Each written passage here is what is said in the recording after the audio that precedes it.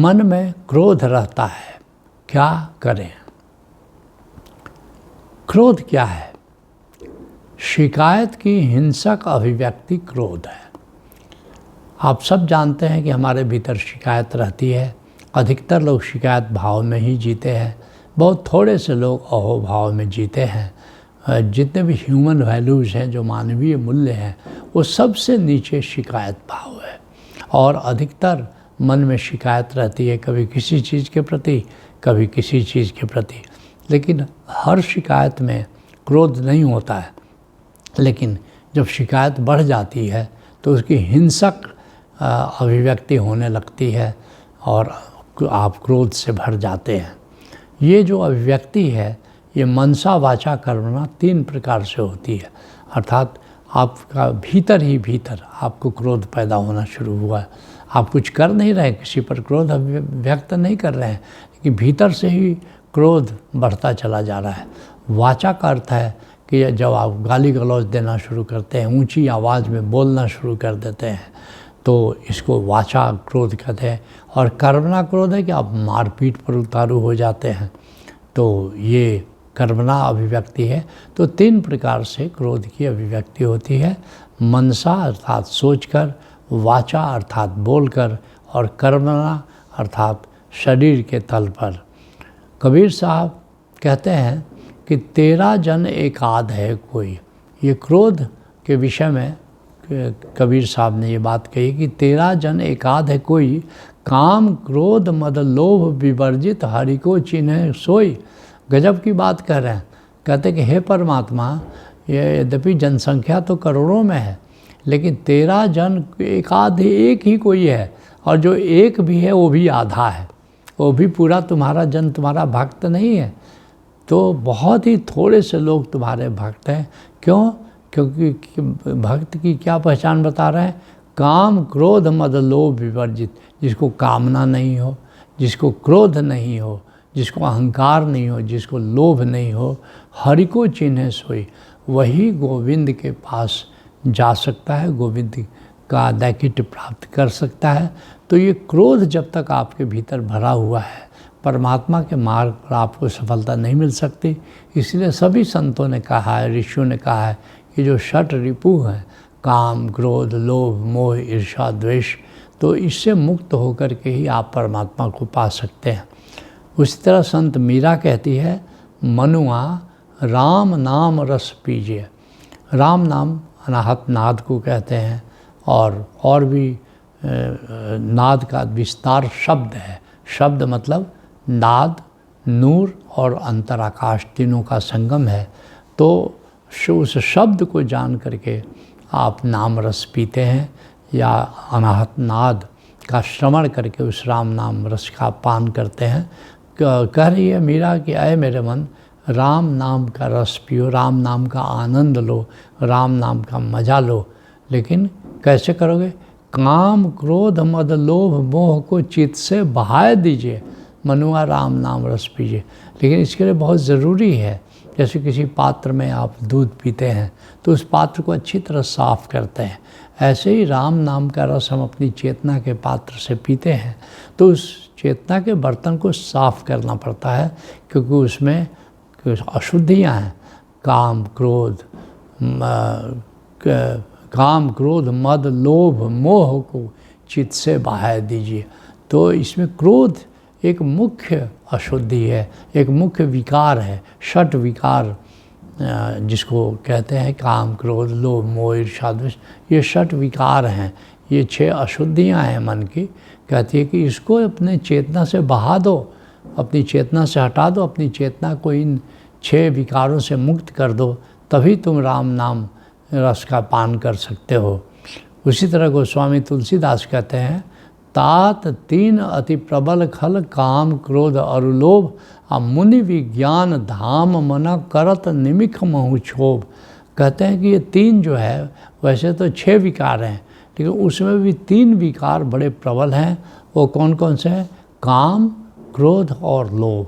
ये तीनों बड़े बड़े मुनि, दुर्वासा ऋषि, हिमालय जाते थे, तपस्या करते थे, किसी के दरवाजे पर भिक्षा के लिए खड़े हो गए और भिक्षा मिलने में देर होगी तो उसको श्राप कर दे दिया, फिर सारी तपस्या बर्बाद कर दी, फिर हिमालय की ओर गए। तो बड़े बड़े नारद जी, महर्षि नारद हैं, देवर्षि नारद हैं, और विष्णु भगवान ने उनकी मनोकामना पूरी नहीं की तो उन्हीं को श्राप दे दिया। तो ये क्रोध जो है वो बड़ा प्रबल शत्रु है। उसी को तुलसीदास जी कहते हैं कि तात तीन अति प्रबल खल, काम क्रोध रुलो मुनि विज्ञान धाम मन। जो मुनि विज्ञान के धाम है, जिनको ज्ञान है, उनका भी मन क्रोध से क्षुब्ध हो जाता है। तो निश्चित रूप से ये क्रोध जो है एक बड़ा विकार है, प्रबल विकार है, और क्रोध से मुक्त होकर के ही परमात्मा के मार्ग पर हम निर्विघ्न चल सकते हैं। तो क्रोध का कारण क्या है, क्रोध क्यों होता है, ये 10 मुख्य कारणों की बात करेंगे जिससे आप क्रोध के विज्ञान को समझ लें। पहला कारण है कि कामना पूर्ति में बाधा होने पर क्रोध होता है। ये भगवान कृष्ण गीता में कहते हैं कामात क्रोधो भी जायते। जब आपकी कोई कामना पूरी नहीं होती है, कामना में कोई बाधा उपस्थित कर देता है, तो उस व्यक्ति पर आपको क्रोध आ जाता है। आप कुछ करना चाहते हैं, आप कोई एक्सपेक्ट करते हैं कि हमको ऐसा, आपको नौकरी में प्रमोशन हो जाए, और आपको लगता है कोई खास व्यक्ति है जो आपकी नौकरी में बाधा है, चाहे आपका बॉस हो सकता है या कलीग हो सकता है या कोई पदाधिकारी हो सकता है, तो उस व्यक्ति पर आपको क्रोध आना शुरू हो जाता है कि हमारा प्रमोशन हो जाता, उसने सीआर मेरा ख़राब कर दिया, नहीं तो मेरा प्रमोशन हो जाता। तो जब भी कोई कामना आपकी खंडित होती है, तो जिस व्यक्ति के कारण खंडित होती है उस व्यक्ति पर आपको क्रोध आ जाता है। दूसरा कारण है कुव्यवस्था होने पर क्रोध होता है। आप कोई होटल में ठहरने गए हैं और व्यवस्था ठीक नहीं है, कोई भोजन कर रहे हैं, भोजन ठीक नहीं है, तो जहाँ भी कुव्यवस्था हो जाती है तो वहाँ आपको क्रोध होना शुरू हो जाता है कि इस व्यक्ति ने ठीक से व्यवस्था नहीं की, वरना मेरी रात ठीक से बीती, नींद ठीक से आती, या ठीक से मैं भोजन करता। तो जो भी कारण होता है कुव्यवस्था का, उस व्यक्ति पर आपको क्रोध आ जाता है। तो तीसरा जो कारण है कि असुविधा होने पर क्रोध होता है। कोई आप सभी जानते हैं, हम सब सुविधा भोगी है, हमको खाने को अच्छा भोजन चाहिए, हमको सोने को अच्छा बिस्तर चाहिए, बाथरूम अच्छा चाहिए। तो जब भी एक जैसे गाड़ी की व्यवस्था, कहीं जाना है तो गाड़ी की व्यवस्था होनी चाहिए, तो कहीं भी आपको किसी काम में असुविधा होने लगती है तो पहले शिकायत जन्म होता है और फिर उसकी हिंसक अभिव्यक्ति पैदा होती है, तो असुविधा होने पर क्रोध हो जाता है। जो चौथा कारण है उचित सम्मान नहीं मिलने पर क्रोध होता है। आप लोगों से सम्मान की अपेक्षा करते हैं और आपने देखा कि वो तो सम्मान नहीं मिला। जैसे हमारे यहाँ संत समागम हो रहा था, तो हम लोग बैठे थे एक जगह, संतों के साथ ही बैठे थे, और एक बुजुर्ग संत का प्रवेश हुआ। हमने उनको कहा कि यहाँ विराजिए, लेकिन उनको क्रोध आ गया कि मैं आया था, आप लोगों को खड़े हो जाना चाहिए था मेरे सम्मान में। इतने क्रुद्ध हुए कि वे रूठ कर चले गए। तो ये जो बात है कि जब भी आपको उचित सम्मान, आपकी दृष्टि में लोग सम्मान दे रहे हैं, लेकिन आपको जिस प्रकार का सम्मान चाहिए, अगर उस प्रकार का सम्मान नहीं मिलता तो आपको क्रोध हो जाता है।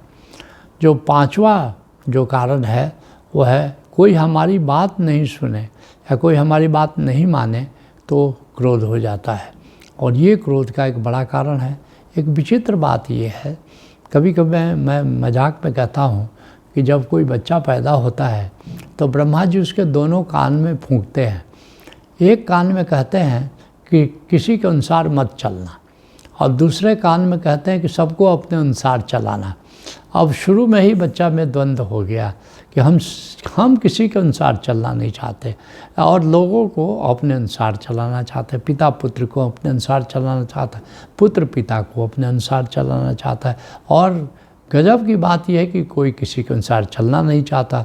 तो जब हमारे अनुसार कोई नहीं चलता है, हमारी बात नहीं मानता है, तो क्रोध का जन्म हो जाता है। जो छठा कारण है कि निंदा सुन कर के क्रोध आता है, कि कोई हमारी प्रशंसा करता है तो हम फूल कर कुप्पा हो जाते हैं, लेकिन कोई हमारी निंदा करता है या कोई बताता है कि वो तुम्हारी निंदा कर रहा था, तो फिर क्रोध का जन्म हो जाता है कि मैं तो अच्छा आदमी हूँ, पता नहीं क्यों मेरी निंदा कर रहा है। उस व्यक्ति पर आपको क्रोध आ जाता है। जो 7वां कारण है, धोखा खाने पर क्रोध होता है। और धोखा आप नहीं देते हैं, जिनसे आप व्यवहार करते हैं, दैनिक व्यवहार करते हैं उसमें, और जिन पर आप भरोसा करते हैं वही आपको धोखा दे देते हैं। तो आपके भीतर होता है ये आदमी ने हमको धोखा दे दिया, और उस पर खूब क्रोध होता है। धोखा देने वाले पर बहुत क्रोध होता है, और धोखा खाने पर क्रोध का जन्म होता है। जो 8वां कारण है कि अपने प्रिय व्यक्ति की आलोचना सुनकर आपको क्रोध होता है। आप किसी को प्यार करते हैं और दूसरा व्यक्ति उसकी निंदा करता है। मुझे याद है कि 11 दिसंबर 88 को मुझे सटोरी की घटना घटी। ऊर्जा के रिस्पेक्ट में जो संबोधि घटती है उसको सटोरी कहते हैं। कम से कम 7 दिन तक ऊर्जा सहस्रार पर स्थापित रहे, और 7 दिन से लेकर 3 महीने तक ये ऊर्जा आपको सहस्रार पर निरंतर स्थापित रहती है। तो मेरे साथ 11 दिसंबर 88 को घटना घटी, और 26 जनवरी को एक सज्जन मिले, बाद में मेरे मित्र हो गए, लेकिन उन्होंने ओशो की आलोचना, ओशो की निंदा शुरू कर दी। मेरी माला देख करके समझ गए कि मैं ओशो का सन्यासी हूँ, और थोड़ी देर तक तो मैं सुनता रहा, लेकिन इतना क्रोध आया मुझे उन पर कि मेरी सटोरी भंग हो गई उस दिन, तो वो समाप्त हो गई। तो जब आप किसी को प्यार करते हैं, अपने गुरु को प्यार करते हैं, या किसी व्यक्ति को, माता पिता को प्यार करते हैं, मित्र को प्यार करते हैं, जब कोई उसके खिलाफ कुछ बोलना शुरू करता है तो आपको क्रोध आ जाता है। उसी तरह से जो 9वां कारण है वो है अधिक मतभेद होने पर क्रोध होता है। किसी से बहस कर रहे हैं और बहस उसमें बहुत ज़्यादा गहरा मतभेद हो गया तो आपको क्रोध पैदा हो जाता है। और 10वां जो कारण है, भूत प्रकृति से विपरीत व्यवहार मिलने पर आपको क्रोध होता है। जैसे आपका भूत है, जैसे आपका जो अहंकार है उसको भूत प्रकृति कह रहे हैं, जो स्यूडो नेचर है। जैसे आपका भूत है आई एम राइट, मैं सही हूँ, तो जैसे कोई आपको गलत कहना शुरू करेगा आपको क्रोध आ जाएगा। जैसे आपका भूत है यू कैन नॉट डोमिनेट, तुम मुझ पर हावी नहीं हो सकते, और कोई आप पर डोमिनेट करने की कोशिश कर रहा है तो आई विल डोमिनेट, उसका भूत है, अहंकार है, तो डोमिनेट करेगा तो आपको क्रोध आ जाएगा। तो जब भी कोई विपरीत भूत प्रकृति के लोग होते हैं, जब आपस में बैठते हैं तो थोड़ी देर ही बातचीत करने पर क्रोध आने लगता है। तो ये 10 मूलभूत कारण हैं। सच कहिए तो ये जो 10वां कारण मैंने बताया, भूत प्रकृति की विपरीतता, तो ये बहुत ज़्यादा क्रोध के लिए ये कारण है। जो आनंद, जो शुरू में ही ध्यान योग कार्यक्रम ओशोधारा है उसमें हम इस भूत प्रकृति के बारे में बताते हैं, और जो जानते हैं कि भूत प्रकृति को ठीक से समझ लो तो क्रोध कम होता है। तो अब क्रोध पर विजय कैसे प्राप्त हो, ये बड़ी मुख्य बात है। 10 मुख्य उपायों की चर्चा करेंगे। पहला उपाय, शिकायत भाव के प्रति जागे। वो जड़ में ही निप इन द बड, जिसको अंग्रेजी में कहते हैं, जैसे ही शिकायत भाव पैदा हुआ उसके प्रति जाग जाए। तो जैसे कि हमारे भीतर एक शिकायत भाव पैदा हुई, तो जैसे ही आपको शिकायत भाव पैदा होना शुरू किया, जैसे आप जाग जाते हैं उसी समय वो डाइल्यूट हो जाता है, उसी समय वहीं पर वो ख़त्म हो जाता है। तो जब भी मन में किसी के प्रति शिकायत भाव पैदा हो उसको आप जागें, और जागने मात्र से शिकायत भाव दूर हो जाता है। जो दूसरा उपाय है, उत्तेजना के प्रति जागे। आप शिकायत भाव के प्रति नहीं जाग पाए तो भीतर उत्तेजना पैदा हो जाएगी, इरिटेशन पैदा हुआ, अब उत्तेजना के प्रति जागे, इसको दृष्टा भाव कहते हैं। तो जब भी क्रोध हो तो दृष्टा भाव में जाए, उसको ऑब्ज़र्व करें, दृष्टा हो करके देखें। और ये रामबाण औषधि है, क्रोध की रामबाण औषधि है ये जो दृष्टा भाव है। अपनी उत्तेजना को, इरिटेशन को, अपने क्रोध के प्रति जागे और आप पाएंगे कि क्रोध से आप मुक्त हो जाए। जो तीसरा उपाय है कि जब भी क्रोध हो तो आप पानी पिए, ठंडा पानी पिए, और हो सके तो स्नान कर लें। जैसे ही आप स्नान करके आएंगे देखेंगे कि क्रोध विदा हो गया। यहाँ तक कि आप ठंडा पानी भी पी लें तो क्रोध काफ़ी डाइल्यूट हो जाता है। तो ये व्यवहारिक उपाय है। जो चौथा उपाय है, अपनी कामना के प्रति जागे। क्या आपको ये कामना है कि कोई आपके अनुसार चले, आपकी बात माने, अगर ये भीतर कोई कामना है दूसरे को अपने अनुसार चलाने की, तो उस कामना के प्रति जागे। जो पांचवा उपाय है, रेचन करें। रेचन करें, कैथारसिस करें। जैसे ओशो ने सक्रिय ध्यान डायनामिक मेडिटेशन बनाया, उसका एक पूरा चरण 10 मिनट का रेचन करें। जोर से चिल्लाना, रोना, हंसना, इसको रेचन कहते हैं। तो रेचन करने से भी क्रोध विदा हो जाता है। जो छठा उपाय है कि अपनी सांसों के प्रति जागे और सांसों को लंबी और गहरी कर लें, क्योंकि जब आप क्रोधित हो जाते हैं तो सांस बहुत जल्दी जल्दी चलना शुरू करती है। तो आप सांस को थोड़ा लंबी सांस लें, लंबी सांस छोड़ें, और ये 5-10 मिनट आप करेंगे तो आप पाएंगे कि क्रोध से आप मुक्त हो गए।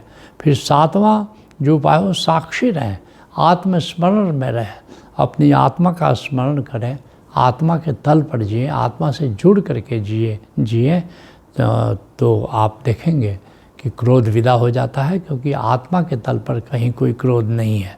जो आठवां उपाय है कि कुछ सृजन करें ताकि आपकी भीतर जो ऊर्जा है सृजन में लग जाए। क्रोध आया है, आप कविता कर सकते हैं तो कविता करें, गाना गा सकते हैं तो गाना गाएं, चित्रकला कर सकते हैं तो चित्रकला करें। तो कुछ न कुछ आप सृजन करें, या बागवानी करने लग जाएं, आप बगीचे में चले जाएं, बागवानी करें। तो सृजन जब आप करते हैं तो क्रोध से मुक्त हो जाते हैं, क्योंकि क्रोध की ऊर्जा सृजन ऊर्जा में लग जाती है। नौवां जो उपाय है, अपने भूत प्रकृति के लिए जागें। जैसे आपका भूत है, यू कैन नॉट डोमिनेट, तो आपको पता होना चाहिए कि कोई व्यक्ति मुझे सलाह देगा तो मुझे क्रोध आ जाएगा। तो जैसे ही किसी ने सलाह देना शुरू किया, आप अपने भूत के प्रति जागे कि मेरा पिंटू कब जाग जाएगा। एक फिल्म आई थी ना, मैं पिंटू को गुस्सा कब आता है, तो ये पिंटू जो है आपका भूत है। तो इसके प्रति जाग जाए कि अब ये सलाह दे रहा है, अब क्रोध आ जाएगा। या आपका भूत मैं सही हूँ, जैसे ही कोई आलोचना किया करना शुरू किया, आप जाग जाएं कि अब मेरा भूत मैं सही हूँ, अब मुझे क्रोध आ सकता है। और 10वां उपाय है, स्वीकार भाव में जिए, प्रतिकूलता से राजी हो जाए, क्योंकि ये जीवन ऐसा है, कभी अनुकूल होगा, कभी प्रतिकूल होगा, कभी प्रशंसा मिलेगी, कभी निंदा मिलेगी, कभी जीत मिलेगी, कभी हार मिलेगी, कभी मान मिलेगा तो कभी अपमान मिलेगा। तो ये प्रतिकूलता से आप राजी हो जाएं कि जीवन ऐसा ही है, तो फिर आप क्रोध से मुक्त हो जाते हैं। कुछ होता है, आनंद गीता में हमने लिखा है, कुछ होता है अनुकूल यहाँ, कुछ होता है प्रतिकूल यहाँ, हम व्यर्थ पात से कपते हैं, कुछ शूल यहाँ, कुछ फूल यहाँ, लहरों को उठने गिरने दो, भीतर चैतन्य न कंपने दो, निष्कंपम शरणम गच्छामि, भज ओशो शरणम गच्छामि। तो आज के सत्संग को यहीं विराम देते हैं। सत्संग।